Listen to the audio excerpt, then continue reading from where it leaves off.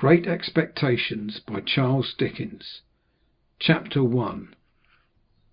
My father's family name being Pirrip, and my Christian name Philip, my infant tongue could make of both names nothing longer or more explicit than Pip. So I called myself Pip, and came to be called Pip. I give Pirrip as my father's family name on the authority of his tombstone, and my sister, Mrs. Joe Gargery, who married the blacksmith. As I never saw my father or mother, and never saw any likeness of either of them, for their days were long before the days of photographs, my first fancies regarding what they were like were unreasonably derived from their tombstones. The shape of the letters on my father's gave me an odd idea that he was a square, stout, dark man with curly black hair. From the character and turn of the inscription, "Also Georgina, wife of the above," I drew a childish conclusion that my mother was freckled and sickly. To 5 little stone lozenges, each about 1.5 feet long, which were arranged in a neat row beside their grave, and were sacred to the memory of 5 little brothers of mine, who gave up trying to get a living exceedingly early in that universal struggle, I am indebted for a belief I religiously entertained that they had all been born on their backs with their hands in their trouser pockets, and had never taken them out in this state of existence. Ours was the marsh country down by the river, within, as the river wound 20 miles of the sea. My first most vivid and broad impression of the identity of things seems to me to have been gained on a memorable raw afternoon towards evening. At such a time I found out for certain that this bleak place, overgrown with nettles, was the churchyard, and that Philip Pirrip, late of this parish, and also Georgina, wife of the above, were dead and buried, and that Alexander, Bartholomew, Abraham, Tobias, and Roger, infant children of the aforesaid, were also dead and buried, and that the dark flat wilderness beyond the churchyard, intersected with dykes and mounds and gates, with scattered cattle feeding on it, was the marshes, and that the low leaden line beyond was the river, and that the distant savage lair from which the wind was rushing was the sea, and that the small bundle of shivers, growing afraid of it all and beginning to cry, was Pip. "Hold your noise!" cried a terrible voice, as a man started up from among the graves at the side of the church porch. "Keep still, you little devil, or I'll cut your throat." A fearful man, all in coarse grey, with a great iron on his leg, a man with no hat, and with broken shoes, and with an old rag tied round his head, a man who had been soaked in water, and smothered in mud, and lamed by stones, and cut by flints, and stung by nettles, and torn by briars, who limped and shivered and glared and growled, and whose teeth chattered in his head as he seized me by the chin. "Oh, don't cut my throat, sir," I pleaded in terror. "Pray don't do it, sir." "Tell us your name," said the man. "Quick!" "Pip, sir." "Once more," said the man, staring at me. "Give it mouth." "Pip, Pip, sir." "Show us where you live," said the man. "Point out a place." I pointed to where our village lay on the flat inshore among the alder trees and pollards, a mile or more from the church. The man, after looking at me for a moment, turned me upside down and emptied my pockets. There was nothing in them but a piece of bread. When the church came to itself, for he was so sudden and strong that he made it go head over heels before me, and I saw the steeple under my feet, when the church came to itself, I say, I was seated on a high tombstone, trembling while he ate the bread ravenously. "You young dog," said the man, licking his lips, "what fat cheeks you have got." I believe they were fat, though I was at that time undersized for my years, and not strong.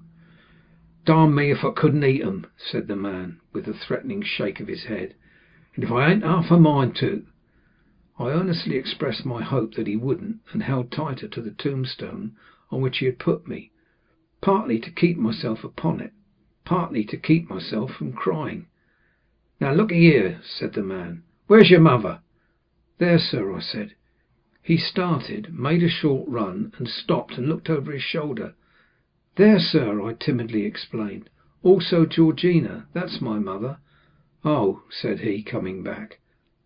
"And is that your father along of your mother?" "Yes, sir," said I. "Him too, late of this parish." "Ah," he muttered. Then, considering, "Who do he live with, supposing you're kindly let to live? Which I ain't made up my mind about." "My sister, sir, Mrs. Joe Gargery, wife of Joe Gargery, the blacksmith, sir." "Blacksmith, eh?" said he, and looked down at his leg.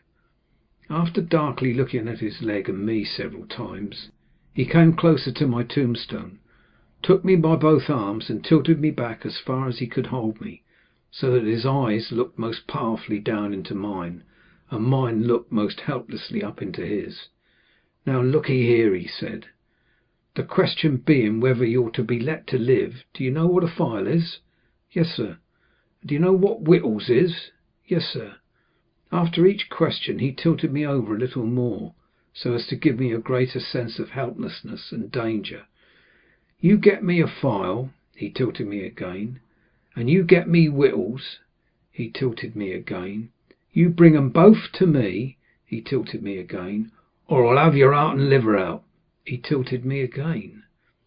I was dreadfully frightened, and so giddy that I clung to him with both hands, and said, "If you would kindly please to let me keep upright, sir, perhaps I shouldn't be sick, and perhaps I could attend more."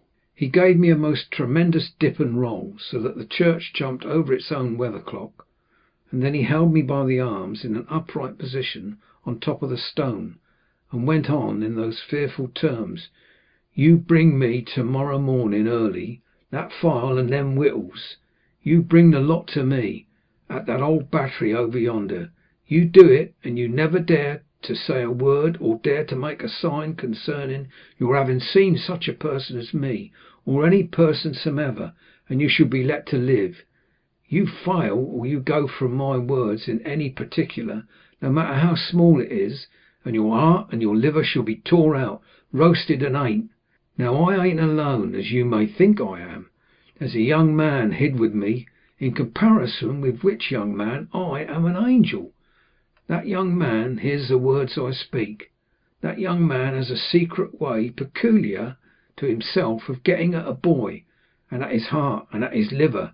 It is vain for a boy to attempt to hide himself from that young man. A boy may lock his door, may be warm in his bed, may tuck himself up, may draw the clothes over his head, may think himself comfortable and safe, but that young man will softly creep his way to him, tear him open. I am keeping that young man from harming of you at the present moment with great difficulty. I find it very hard to hold that young man off your inside. Now what do you say?"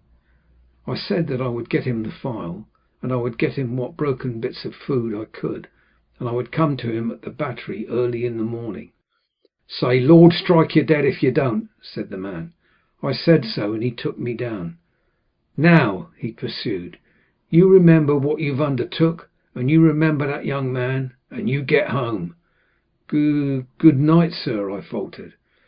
"Much of that," said he, glancing about him over the cold wet flat. "I wish I was a frog or an eel."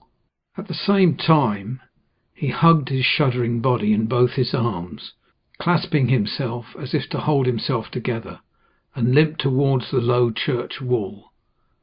As I saw him go, picking his way among the nettles and among the brambles that bound the green mounds, he looked in my young eyes as if he were eluding the hands of the dead people, stretching up cautiously out of their graves to get a twist upon his ankle and pull him in.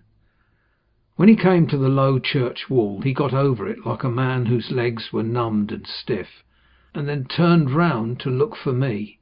When I saw him turning, I set my face towards home and made the best use of my legs. But presently I looked over my shoulder and saw him going on again towards the river, still hugging himself in both arms, and picking his way with his sore feet among the great stones dropped into the marshes here and there, for stepping places when the rains were heavy or the tide was in. The marshes were just a long black horizontal line then, as I stopped to look after him, and the river was just another horizontal line, not nearly so broad or yet so black, and the sky was just a row of long angry red lines and dense black lines intermixed. On the edge of the river I could faintly make out the only two black things in all the prospect that seemed to be standing upright. One of these was the beacon by which the sailors steered, like an unhooped cask upon a pole, an ugly thing when you were near it; the other a gibbet, with some chains hanging to it which had once held a pirate. The man was limping towards this latter as if he were a pirate come to life, and come down and going back to hook himself up again. It gave me a terrible turn when I thought so, and as I saw the cattle lifting their heads to gaze after him, I wondered whether they thought so too. I looked all around for the horrible young man, and could see no signs of him, but now I was frightened again, and ran home without stopping. End of chapter 1.